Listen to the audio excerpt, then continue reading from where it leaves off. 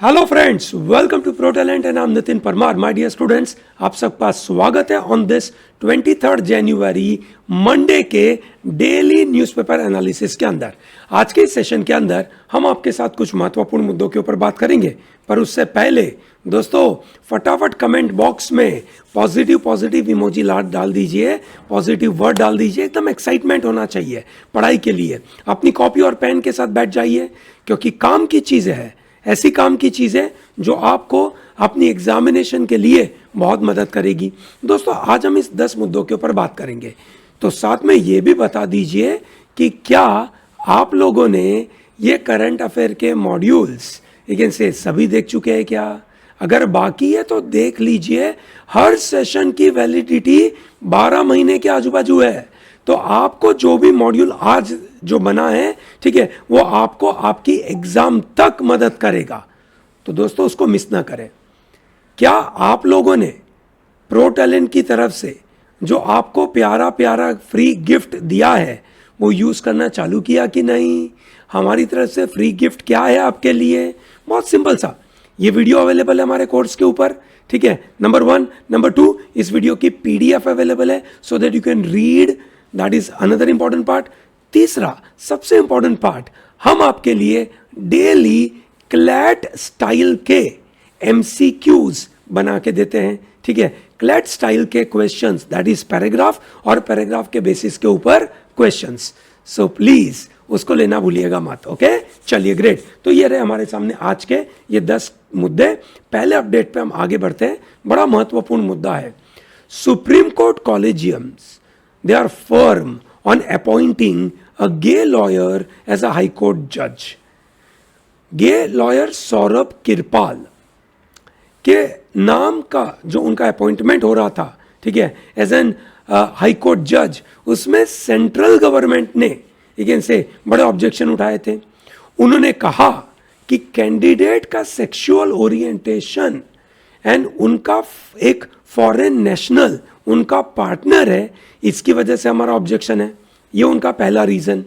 दूसरा कि उन्होंने को बहुत सारे कमेंट प्राइम मिनिस्टर के खिलाफ उनके क्रिटिकल पॉइंट के ऊपर डाले हैं और इसकी वजह से उनको नहीं लगाना चाहिए।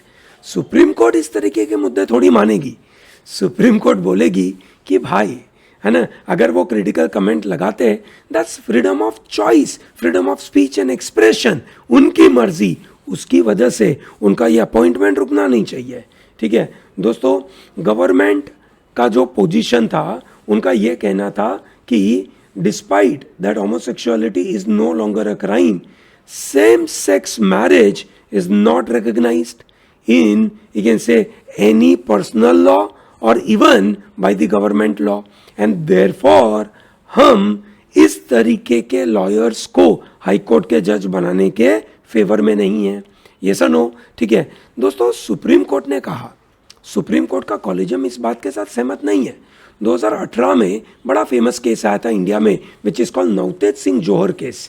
नवतेज सिंह जौहर केस ने भारत में this, you can say, same sex couple, that is LGBTQ को डिक्रिमिनलाइज कर दिया था। yes or no, it is very clear to everyone. So homosexuality is not criminal, ऐसा इस पर्टिकुलर केस में आया था। एंड therefore उन्होंने कहा that it would be clearly contrary to Supreme Court's constitutional principle, ठीक है, to reject any candidate based on their sexual orientation. Sexual orientation के बेसिस के ऊपर थोड़ी हम लोगों को कैंडिडेचर उनका कैंसिल कर सकते हैं, कोई स्कोप नहीं है। There is no reason to believe that the candidate's Swiss national partner would be hostile to India because his country is homely country. It's a neutral country. पूरे वर्ल्ड में ये न्यूट्रल कंट्री है, तो किस वजह से हम माने कि उनके पार्टनर का रिलेशन की वजह से इंडिया की सोवरेनिटी को नुकसान होगा? कोई स्कोप ही नहीं दिख रहा है। Yes or no? And more importantly, all citizens have right to freedom of speech and expression, and the views which are critical to government, that is personal views, and that freedom of speech is available. समझ में आया दोस्तों? ठीक है। तो जो नवतेज सिंह जौहर का case में जो जजमेंट दिया, जहाँ पे सेक्शन 377 को है ना डिक्रिमिनलाइज घोषित किया था, उसमें एक बड़ा महत्वपूर्ण डॉक्ट्राइन यूज हुआ था, which is known as doctrine of manifest arbitrination, manifest arbitrariness, not arbitrination, arbitrariness.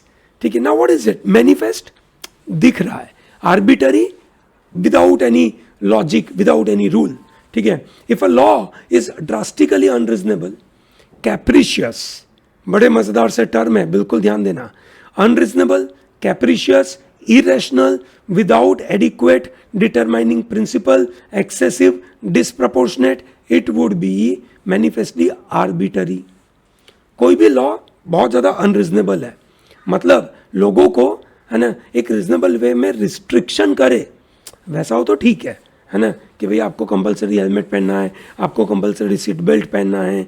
ठीक है, यूट्यूब के ऊपर आप कुछ गलत कमेंट लगाते हो तो आपका यूट्यूब बंद हो जाएगा। ठीक है, तो ये हो गया रीजनेबल। कैप्रिशियस, कैप्रिशियस इज विम्सिकल, है ना, कोई इलॉजिकल बातों के ऊपर बात करना, इरेशनल होना, ठीक है, कोई ढंग का प्रिंसिपल नहीं होना, तो भैया आप उसको निकाल सकते हो। और नवतो सिंह जौहर के केस के अंदर उन्होंने यही मैनिफेस्ट आर्बिटरीनेस के ऊपर बात करके उसको निकाल दिया। समझ में आया दोस्तों? ठीक है दोस्तों, हमने इस न्यूज़ आइटम के ऊपर बड़ा मज़ेदार क्लैट स्टाइल के क्वेश्चंस बना के रखे हैं, प्लीज़ इसको लीजिएगा, है ना, ये आपके फ़ायदे में है। भारत के अंदर जब हम एक विमेन एम्पावरमेंट के बारे में बात करते हैं, ठीक है, तो एक बड़ा सवाल पैदा होता है कि क्या विमेन सेफ्टी है कि नहीं। ठीक है, विमेन की सेफ्टी पहली है, प्रायोरिटी है, तब हम एम्पावरमेंट के ऊपर बात कर सकते हैं। और यहाँ पे देखिए, दिल्ली कमीशन फॉर वुमेन की जो चीफ थी स्वाति मालीवाल, उन्हीं के साथ ये से गलत काम हुआ। She was molested and dragged by a drunk man in a car in early hours of, you can say, New Delhi, Swati Maliwal, है ना। So if DCW chief in Delhi is not safe, ठीक है, how unsafe could be Delhi, ठीक है, ऐसा उन्होंने कहा था, which is fair, है ना। This is really, you can से रियली नॉट ओके, है ना। सो प्राइमरली, है ना, इनके बीच में कुछ, मतलब वो जो ड्रंक मैन था उनके बीच में कुछ झगड़ा हुआ, ठीक है, एंड देन उनको मतलब उन्होंने बातें कर रहे थे, वो बंदा कार में बैठा था, कार में उनका हाथ गया था, ठीक है, उस बंदे ने कार का हाथ बंद कर दिया, मतलब कार का ग्लास बंद कर दिया, उसका हाथ फंस गया और वो 10-15 मीटर तक उसको खींचा, and that's really not okay. ठीक है, so this is how the scenario is, which is really not acceptable. ठीक है, क्लैट 2024 का तगड़ा कोर्स है दोस्तों, आइए ज्वाइन करिए, बड़ा मज़ेदार सा कोर्स है, इसको मिस ना करें, बड़े काम का कोर्स है। ठीक है, चलिए आगे बढ़ते दोस्तों, अगले मुद्दे पे बात करते हैं। Update number 3, judging a decade of POCSO act. भारत में POCSO, prevention of children from sexual offences act 2012 में लगाया गया था। ठीक है, 2012 में लगाया गया था। क्यों लगाया गया था? क्योंकि इंडिया एक कन्वेंशन का मेंबर बना था, ठीक है, which is United nation convention on rights of children, और हमने उसको रेटिफाई किया था। उस रेटिफिकेशन की वजह से हमें ये लॉ बनाना जरूरत पड़ा था। ये कन्वेंशन कौन सा था? United nation convention on rights of child 1992 में बनाया गया था।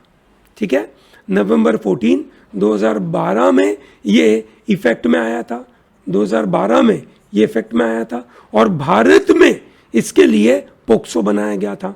समझ में आया दोस्तों? भारत में, ठीक है, पोक्सो लाने वाली जो संस्था है, जो मिनिस्ट्री है, वो है वुमेन एंड चाइल्ड डेवलपमेंट की।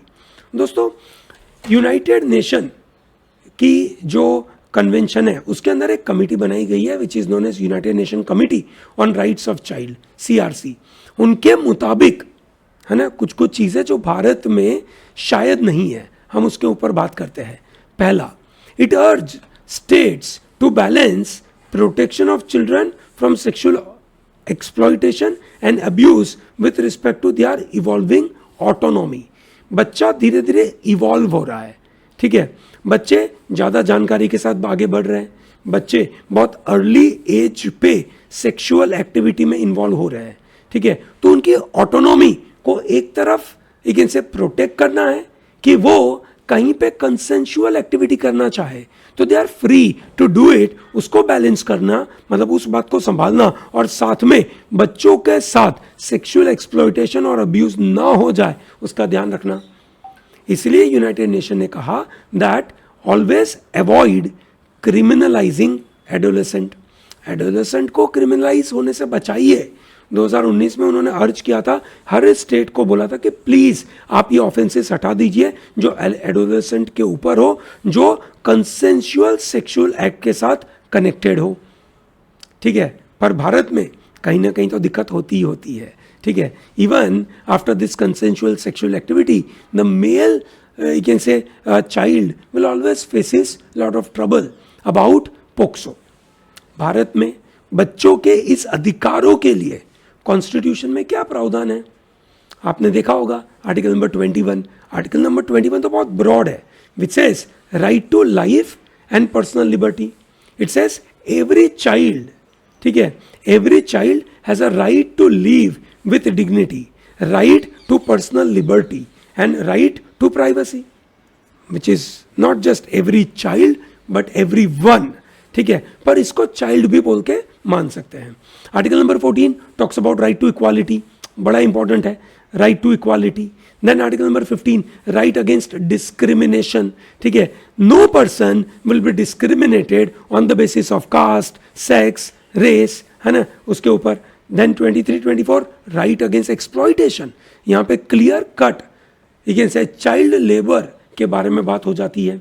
Then 21A free and compulsory education, right to education के बारे में बात होती है। एंड देन DPSP के अंदर directive principles of state policy के अंदर आर्टिकल नंबर 39 बोलता है that there is an obligation on the state to ensure that children are given proper opportunities and facilities to develop in an healthy manner and conditions of freedom and dignity. जो अच्छी बात है उनको protect करना चाहिए, उनको अच्छे एक ऐसे सिस्टम मिलने चाहिए। तो ये पोक्सो के बारे में बात करी। R.K. विज साहब जो farmer special directorate general of police of Chhattisgarh थे, उन्होंने ये आर्टिकल लिखा है, काफ़ी अच्छी तरीके से बताया कि पिछले एक ऐसे 10 सालों में, एक डिकेड में पोक्सो का कैसा डेवलपमेंट रहा। ठीक है, आपको क्या याद रखना है इसके अंदर, पोक्सो कौन से साल में आया, नंबर 1। नंबर 2 आपको यह याद रखना है कि यूनाइटेड नेशन का कौन सा कन्वेंशन था जो पोक्सो लाने के लिए एक ऐसे जिम्मेदार है। ठीक है, कौन सी मिनिस्ट्री इस पोक्सो को लेकर आती है, यह आपको पता होना चाहिए। पोक्सो का फुल फॉर्म क्या होना चाहिए, यह आपको पता होना चाहिए। चलिए बढ़िया दोस्तों, हमने देखा 2022 में Sri Lanka got into lot of trouble, specially financial trouble, specially economic turmoil, बड़ी दिक्कत हुई। फिर प्रेसिडेंट चेंज करने पड़े, प्राइम मिनिस्टर लाने पड़े। श्रीलंका के प्रेसिडेंट रानिल विक्रमासिंघे जो आपके सामने दिख रहे हैं, विथ एक से भारत के foreign affair minister, external affair minister mister S Jaishankar, उनके साथ ये दिख रहे हैं। श्रीलंका की वैसे हालत बहुत खराब financially, so therefore they are asking for a lot of support in terms of money. So पूरे वर्ल्ड में जब कंट्री को लिक्विडिटी क्राइसिस होते हैं, फाइनेंशियल क्राइसिस होते हैं, तो वो जाते हैं IMF के पास और IMF से बेल आउट मांगते कि प्लीज हमें बचाइए, हमें लोन दीजिए और इस महामारी में से हमें बाहर उठाइए। हमारे एक नेबरिंग कंट्री पाकिस्तान भी इस IMF के पास अभी जाने वाला है। जब उसकी न्यूज़ आएगी तब हम और बात करेंगे उसके साथ, ये सुनो। ठीक है, तो वहाँ पे भी फ्यूअल और फ्लावर की बड़ी परेशानी है। वहाँ पे फ्यूअल के भाव आसमान छू गए, फ्लावर आटों के भाव बहुत आसमान छू गए, तो जिसकी वजह से रोटियाँ वहाँ महंगी हो गई है, इन्फ्लेशन बढ़ गया और हालत बहुत ख़राब हो गई है पाकिस्तान में। ठीक है, तो उनको भी बेल आउट चाहिए। श्रीलंका ने भी बेल आउट मांगा, इंडिया उस बेल आउट में मदद करता है। पर दोस्तों ये ध्यान रहे, कोई भी सपोर्ट है ना फ्री में नहीं होता है। ठीक है, कहीं पे भी फ्री लंच नहीं होता है, ये सुनो। ठीक है, एवरीवन एंश्योर्स कि भैया इसके सामने कुछ उसको बेनिफिट जरूर मिले। इंडिया भी इसका भरपूर फायदा उठाने वाला है। कैसे उठाने वाला है ये समझिए। इसके लिए आपको याद होना चाहिए 13th अमेंडमेंट ऑफ श्रीलंका। दोस्तों श्रीलंका के कॉन्स्टिट्यूशन में है ना करीबन 21 अमेंडमेंट हो चुके हैं, और इस 21 अमेंडमेंट में जब भी कोई इंडियन पॉलिटिशियन को पूछा जाए कि आपके लिए श्रीलंका में इस 21 अमेंडमेंट टू द कॉन्स्टिट्यूशन में सबसे इंपॉर्टेंट कौन सा है, so that is called 13th amendment. बड़े काम का है दोस्तों। जब श्रीलंका का कॉन्स्टिट्यूशन बना, ठीक है, श्रीलंका के कॉन्स्टिट्यूशन के अंदर मेजॉरिटी रूल डिसाइड किया गया, सिंहाली रूल डिसाइड किया गया, और माइनॉरिटीज को कोई पावर नहीं दी है। एज दे प्रोग्रेस फर्दर उन्होंने माइनॉरिटीज को स्टेटलेस बना दिया। Tamil minorities are there in Sri Lanka, and एक नया लॉ पास किया जिसके द्वारा तमिल माइनॉरिटीज बिकेम स्टेटलेस, और जिसकी वजह से वहां पे सिविल वॉर चालू हो गई, लड़ाइयाँ हो गई। ऑब्वियस है ना, आज अचानक से देश में ये पता चले कि एक particular group of people are no longer the citizen of this India, जो बरसों से इंडिया में रहते थे, ठीक है, अब उनको निकाल दिया जाएगा। वो डर पैदा होगा तो माराकाटी चालू होगी, और वो श्रीलंका में हुआ। तमिल्स ने बड़ा प्रोटेस्ट किया, ठीक है, और बड़ी बड़ी टेररिस्ट संस्थाएं भी बनी उसके द्वारा, LTTE करके संस्था भी बनी, ये सनो, और उन्होंने भी बड़ी लड़ाइयाँ लड़ी। फिर राजीव गांधी सरकार के साथ एक ऐसे श्रीलंकन गवर्नमेंट ने मिलकर एक अग्रीमेंट किया which is peace talk, and said कि ये कॉन्स्टिट्यूशन में अमेंडमेंट करिए, ठीक है, अमेंडमेंट के द्वारा माइनॉरिटीज तमिल्स को सपोर्ट करिए। 13th अमेंडमेंट लेकर आना पड़ा, जिसके द्वारा माइनॉरिटीज को भी इनफ एक ऐसे पावर मिलेगा, ऐसा कॉन्स्टिट्यूशन, ऐसा संविधान में लिखा गया। दोस्तों संविधान में लिखी हुई चीज तब लोगों तक पहुंचती है ना, वो सही में इंप्लीमेंट तभी होती है कि उस संविधान के विचारों को, ठीक है, सोसाइटी एक्सेप्ट करे, सोसाइटी उसको सही माने। वहां की सोसाइटी उस बात के साथ सहमति नहीं है कि माइनॉरिटी को हम सपोर्ट दे। 13th amendment just remain on the piece of paper, सिर्फ पीस ऑफ पेपर पे रह गया, और सही में माइनॉरिटीज को कोई सपोर्ट नहीं मिला। जब भी इंडियन गवर्नमेंट उनके साथ बात करती है तो ये 13th अमेंडमेंट के ऊपर हमेशा बात होती है, ये ध्यान रखना। ये 13th amendment is that important, और उसका मुद्दा वापस आया। एस जयशंकर साहब इस डील के दौरान ये जो डेट रिस्ट्रक्चरिंग होने वाला है अगेंस्ट श्रीलंका में, वहां पे इंडिया उसको सपोर्ट करने वाला है। इंडिया जब उसको सपोर्ट करने वाला है तो इंडिया चाहता है कि ये 13th अमेंडमेंट आप सही में इन लेटर्स एंड स्पिरिट में इंप्लीमेंट करें। समझ में आ गया ना दोस्तों पूरी बातें? चलिए बढ़िया। अब चलते हैं क्यों चाइना का पॉपुलेशन श्रिंक हो रहा है। दोस्तों चाइना के पॉपुलेशन श्रिंक होने के लिए ये डेटा पहले देख लीजिए। पहले ये नंबर देखते हैं हम। ये 1950 से लेकर है ना 2022 तक का पूरा डेटा है, ठीक है। इस डेटा में चाइना के पॉपुलेशन के बारे में डेटा देके रखा हुआ है। ये पहला लाइन ग्राफ जो आपको दिख रहा है, जो रेड कलर की लाइन दिख रही है, वो आपको बता रही है birth in terms of number of people, in millions of people you can say are born, इसके बारे में बात हो रही है। जो ब्लू लाइन है वो है millions of people died in that year। जब 1958 से 62 4 सालों के अंदर माओ जेडोंग साहब के कोई अजीब तरीके के जो पॉलिसीज थी, जिसकी वजह से चाइना में फेमाइन आ गया, बड़ा फेमाइन आया, ठीक है ना, जहां पे 20 मिलियन लोगों की मौत हो गई। कितने लोग मर गए? 20 मिलियन लोग। ग्रेट लीप फॉरवर्ड नाम दिया गया था माओ ने, ग्रेट लीप फॉरवर्ड। इसको इतिहास में कहा जाता है कि माओ की सबसे बड़ी भूल 1962 में, इन्होंने 1958 से 62 में ग्रेट लीप फॉरवर्ड के द्वारा उन्होंने बोला कि जितने भी लेकिन से पेस्ट्स है वो हमारे लेकिन से एग्रीकल्चर के लिए नुकसानकारक है, उनको मार डालो। मक्खी, मच्छर, ठीक है, चिड़िया एंड चूहे, उनको मार डालो। लोगों ने चिड़िया को मारना चालू कर दिया और पूरी चिड़िया खत्म हो गई। चिड़िया खत्म हो गई तो चिड़िया जिनको खाती है वो कीड़े बढ़ने लगे और उन कीड़ों ने पूरे अनाज की तबाही मचा दी और जिसकी वजह से लोगों के पास खाने के लिए कुछ बचा नहीं और फेमाइन आ गया। 4 साल का फेमाइन, 20 मिलियन लोगों की मौत। 1 मिलियन मतलब 10 लाख होता है, ठीक है। 20 मिलियन मतलब 2 करोड़ लोगों की मौत, विच इज ह्यूज। 2 करोड़ किसको बोलते हैं भाई, ठीक है। बड़ा ज़्यादा एक ऐसे डिक्लाइन हुआ और उसी समय पे है ना बहुत ज़्यादा डेथ और बर्थ रेट इतना ज़्यादा हुआ नहीं, तो ये डिक्लाइन था ये 58 से 62 के बीच में। उस बात को आज 60 साल हो गया। आज वापस ये देखिए ब्लू कलर की लाइन, ठीक है, आगे बढ़ रही है और रेड कलर की लाइन डिक्लाइन हो रही है। 2022 में ये हो रहा है, ठीक है दोस्तों। 1979 में, ठीक है, एक दूसरा चाइना के डिक्टेटर का बड़ा गलत डिसीजन, डिक्टेटर के कभी कभार गलत डिसीजन, कभी कभार क्या होते ही है, एक आध बार तो हो ही जाता है, होता ही होता है गलत डिसीजन। यहां पे 1979 में डंग जियाओपिंग ने पॉलिसी लेकर आए, one child policy. One child policy का मतलब है कि आपको एक ही बच्चे रखने, ज्यादा नहीं।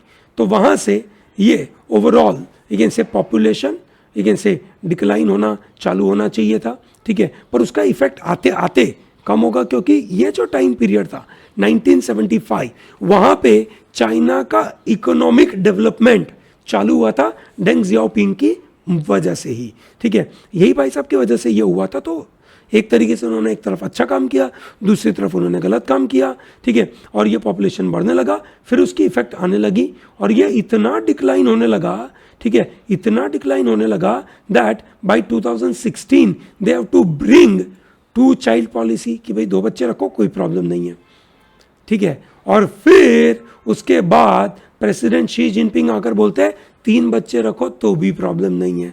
पर लोग अब बच्चे रखना ही नहीं चाहते, ठीक है।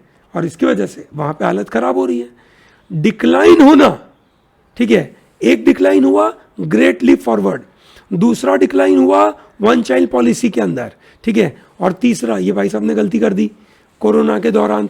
क्या गलती करी कि भैया लॉकडाउन, जीरो कोविड पॉलिसी, ये 3 इनकी बड़ी गलतियां रह गई। इसके साथ अगर इंडिया के बारे में बात करें, 2023 में India is going to overtake China as world's most populous country. मेरा तो ऐसा मानना है कि कर चुका होगा। चाइना अपना डेटा बता ही नहीं रहा है सही तरीके से, हम तो क्रॉस कर चुके होंगे। पर हमारे यहाँ पे 1.4 बिलियन पॉपुलेशन होगा, ठीक है। एंड सबसे महत्वपूर्ण चीज भारत में होगा यूथफुल पॉपुलेशन, ठीक है। अब आप ये जो ग्राफ देख रहे हैं, ये जो इंडिया का मैप देख रहे हैं, उसमें यूपी को सबसे बड़ा हाईलाइट करके दिखाया क्योंकि यूपी में सबसे ज्यादा पॉपुलेशन है। यस और नो, दैट्स नंबर 1। अब आप ये दूसरा देखिए, ये है दोस्तों ग्रीन कलर का है आपका इंडिया, है ना, और फिर रेड कलर का है चाइना। क्या बात कर रहे हैं, ये बता रहे हैं कि ये जो यहाँ पे साइड पे ये 10 साल 20 साल 30 साल 40 साल 50 साल 60 साल 70 साल उसका डेटा है, ठीक है। और इसको यहाँ पे बता के रखा हुआ है ना। मिडल लाइन है, इसके राइट में जाएंगे तो नंबर ऑफ विमेन है, लेफ्ट में जाएंगे तो नंबर ऑफ मैन है, ठीक है। अब आप देख सकते हैं कि ग्रीन का नंबर 20 से 30 के बीच में बहुत बड़ा है, ठीक है। विच मीन्स इंडिया में 20 साल से 30 साल के लोग का पॉपुलेशन सबसे ज्यादा है, विच इज अप्रोक्सीमेटली भारत में 27.3% of the population, 27.3% of the population of India are in the age group of 15 से 29। इस एज ग्रुप के लोग हैं, ये जनरेशन जेड वाले लोग, जेन जी है भैया, ये सनो जेन जी आपके जैसे लोग, ये सनो यंग लोग हैं, काम करेंगे। हालांकि आप चाइना में देखेंगे तो चाइना में वो नंबर है 30-40 वाला, हालांकि उनके पास 50 के ऊपर वाले भी नंबर बहुत सारे हैं, ठीक है। 60 के ऊपर वाले भी बहुत सारे नंबर है, जिसकी वजह से दिक्कतें बहुत बढ़ जाती है। भारत में ये यंग पॉपुलेशन की वजह से इसको कहा जाता है डेमोग्राफिक डिविडेंड। क्या वर्ड यूज होता है भैया, डेमोग्राफिक डिविडेंड। मेरा ऐसा मानना है कि डेमोग्राफिक डिविडेंड के ऊपर आरसी का पैसेज या लॉजिक का कोई ना कोई टॉपिक आएगा ही आएगा और ये आपको तैयार रहना पड़ेगा। अपडेट नंबर 6 पे चलते हैं, ठीक है। सोशल मीडिया के ऊपर government is coming up with a new guideline to regulate promotion. Promotion social media के ऊपर बहुत ही ज़्यादा लेवल पे हो रहा है, यूट्यूब माध्यम से, इंस्टाग्राम के माध्यम से। आजकल तो अमेजॉन, फ्लिपकार्ट अपनी ही चैनल के ऊपर ये वीडियो चालू कर देती है और लोग, है ना, वहाँ पे प्रमोट करते हैं। ठीक है, जब लोग प्रमोट करते हैं और झूठी चीज़ों का प्रमोट करेंगे, ठीक है, तो उनको पनिशमेंट तो मिलनी चाहिए। तो ये पनिशमेंट लेकर आ गई है सरकार। बोलते हैं कि अगर वो रिपीट ऑफेंस करेंगे तो 50 लाख रुपये तक का फाइन उनको मिलेगा। To whom? To virtual influencer, to social media platforms, to those individual who mislead their audience when they are endorsing any item. दोस्तों, YouTube के ऊपर आप कोई आइटम एंडोर्स करोगे या आप कोई दूसरी जगह पे एंडोर्स करोगे, ठीक है, इंस्टा के ऊपर या कहीं पे भी, तो उसका कोई रेगुलेशन थोड़ी है। टीवी पे ऐड लगती है, प्रॉपर रेगुलेशन है। पेपर में ऐड छपती है, प्रॉपर रेगुलेशन है, बाकी थोड़ी है। तो ये तो बिल्कुल ज़रूरत थी, सरकार बिल्कुल समय पे ये लेकर आए। सुप्रीम कोर्ट ने लीना मैनिकलाई, जो एक डॉक्यूमेंट्री बना रही थी जिसका नाम है काली, और उस काली डॉक्यूमेंट्री का जो पोस्टर उन्होंने रिलीज किया, उसके अंदर पूरे इंडिया में बड़ा बवाल मच गया। दिल्ली, उत्तर प्रदेश, उत्तराखंड, मध्य प्रदेश में इनके खिलाफ बड़े बड़े FIR लगाए गए। ठीक है, और उन FIR के अंदर there is a possibility of against certain kind of coercive action. तो अब सुप्रीम कोर्ट ने इस बात के ऊपर आपत्ति जताई, बोला कि ये क्या मजाक है, अलग अलग स्टेट में आप इतने सारे FIR दर्ज हुए और हर एक जगह पे कोएर्सिव एक्शन होगा तो नहीं चलेगा। ठीक है, यहां पे उन्होंने बिल्कुल एक बंदे की फ्रीडम के ऊपर बड़ा महत्वपूर्ण ओपिनियन दिया और रोक दिया, सरकारों को नोटिस दी कि सरकारें प्लीज ऐसा ना करें। दोस्तों, भारत में फ्रीडम ऑफ वर्ल्ड प्रेस के नज़रिए से बात करें तो बहुत बुरा है। सिविल लिबर्टी की रेटिंग इंडिया में 60 में से 33 है। ठीक है, तो अच्छी बात नहीं है। वर्ल्ड प्रेस फ्रीडम इंडेक्स में इंडिया 142 पे है आउट ऑफ 180। किसमें? प्रेस फ्रीडम इंडेक्स के ऊपर। ठीक है, तो ये एक थोड़ा सा प्रॉब्लमेटिक है। यही प्रेस फ्रीडम के ऊपर अगर हम बात करें तो आपको पता होगा BBC ने एक डॉक्यूमेंट्री बनाई है ना, उस डॉक्यूमेंट्री का नाम है India the Modi question. India the Modi question. BBC की ये डॉक्यूमेंट्री हालांकि इंडिया में रिलीज हुई नहीं थी, पर सोशल मीडिया के माध्यम से इंडिया में तो मिली जाएगी, कोई आपत्ति ही नहीं है, तो मिलने वाली थी। और अब सरकार ने उसको रोक दिया। सरकार ने कहा कि इंडिया की सोवरेनिटी के खिलाफ है, इंडिया की इंटीग्रिटी के खिलाफ है। मोदी साहब का जो रोल था ड्यूरिंग 2002 गुजरात में जो राइट्स हुए थे, उसके अंदर मोदी साहब का बड़ा रोल था, ऐसा सब लोग मानते हैं।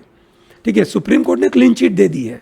ठीक है, पर इंटरनेशनल वर्ल्ड में ऐसा ही मानते हैं। मोदी साहब को अमेरिका में जाने के लिए पाबंदी है, उनको से सैंक्शन है उनके ऊपर कि भैया नहीं आ सकते, क्योंकि अब तो वो PM बने इसलिए जा सकते हैं, नहीं तो नहीं।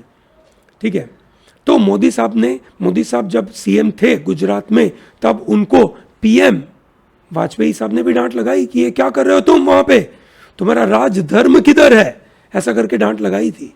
ठीक है, शायद उनको निकाल भी देते, पर नहीं निकाला, रह गए, और आज हम देख रहे हैं कि वो भारत के PM है। BBC डॉक्यूमेंट्री प्राइम मिनिस्टर के रोल के ऊपर बहुत क्रिटिकल है, और इसकी वजह से गवर्नमेंट चाहती नहीं है कि ये बातें दूर तक पहुंचे। तो प्रेस फ्रीडम की तो बात ही किधर है, भारत में बड़ी प्रॉब्लम है, ये सनो। ठीक है, और यहाँ पे है ना एक और न्यूज़, जहाँ पे एग्जीक्यूटिव हमारे जुडिशरी के साथ झगड़े में बैठा हुआ है, तो जुडिशरी मौका नहीं छोड़ती है अपनी बातों को रखने के लिए। उन्होंने कहा कि इंडिया का लीगल लैंडस्केप काफ़ी बदल रहा है। हाउएवर, लैंडस्केप बदलने के सामने ये बिल्कुल ध्यान रखना चाहिए, लैंडस्केप बदलने के सामने कुछ महत्वपूर्ण चीज़ें जो नहीं बदलनी चाहिए। CJI चंद्रचूड़ साहब ने कहा कि केशव नंदा भारती का केस है ना, हमारी जुडिशियल सिस्टम को एक डायरेक्शन देता है, एक गाइड का काम करता है, जो बहुत अच्छी बात है। गूगल का पेरेंट अल्फाबेट के CEO सुंदर पिचाई ने कहा दैट पिछले 2 सालों में ठीक है, अलग अलग इकोनॉमिक रियलिटी की वजह से आज हम बड़े प्रॉब्लम फेस करते हैं और इसकी वजह से हम हमारे वर्कफोर्स में 6% लोगों को निकाल रहे हैं. This is known as tech sector lay off. After you can say Meta, Amazon, ठीक है, Microsoft, now Google is laying off more than 12,000 लोगों को. सुंदर पिचाई साहब बोलते हैं I am deeply sorry about it. CEO ऐसा कुछ बोले तो एक थोड़ा सा, है ना, एक एंगल तो दिखता है कि there is some humanitarian ground के ऊपर ये बातें हो रही है. ठीक है. Update number 10 is about you can say New Zealand के प्राइम मिनिस्टर, है ना, जेसिंडा आर्डेन ने 3 साल की प्राइम मिनिस्टरशिप के बाद बोल दिया now I want to retire. ठीक है, I don't have enough in my tank to carry on this role. उनका कहना है कि ये रोल चलाने के लिए मेरे अंदर उतनी एनर्जी, उतनी ताकत, उतना एक्साइटमेंट नहीं है. और इसकी वजह से उन्होंने बोला कि अब मैं इस से पोस्ट से निकलना चाहती हूँ. ठीक है. She rose to prominence after her role in pandemic. उन्होंने क्राइसिस मैनेजमेंट को बहुत अच्छे तरीके से संभाला और इसकी वजह से, ठीक है ना, उनका बड़ा वर्ल्ड में नाम हो रहा है. अब क्रिस हिपकिंस शायद आएंगे, है ना. अब उनको सपोर्ट तो चाहिए उनकी लोकल पार्टी के द्वारा. ठीक है. हमने एक बार बात करी थी आपके सामने, वैगनर ग्रुप, ठीक है, ऑफ रशिया. ये क्रिमिनल ऑर्गेनाइजेशन है started by Vladimir Putin. Vladimir Putin का ये प्राइवेट आर्मी है ऐसा मान सकते हैं. ठीक है. और ये वैगनर ग्रुप को, है ना, यूएस ने डेजिग्नेट कर दिया that it is international criminal organisation. So ये नोट करते रहिएगा दोस्तों. ठीक है. इसके बारे में आपको रेगुलरली जानकारी होना चाहिए. दोस्तों आइए ज्वाइन करिए हमारी नई बैच क्लैट 2024 की. प्लीज इसको मिस नहीं करिएगा. It is going to be wonderful. बड़े फायदे कारक है, चिंता नहीं करिएगा, सब कुछ कवर होगा, हर छोटी छोटी चीज आपको यहाँ पे मिलेगी. Thank you very much for coming here and watching this. Don't miss out to like this video. सामने ये भी बताइए ये 10 न्यूज आइटम में से कौन सी न्यूज आइटम आपको सबसे पसंद आई. ठीक है. और साथ में रेट भी कर दीजिए. इस सेशन को 10 में से रेट करिए कि कैसा रहा. ठीक है ना. चलिए ग्रेट दोस्तों. Thank you and don't miss out to take this course of current affair free of cost from our website called courses.protalentdigital.com. courses.protalentdigital.com से आप इसको ले सकते हैं. Thank you. Have a good day.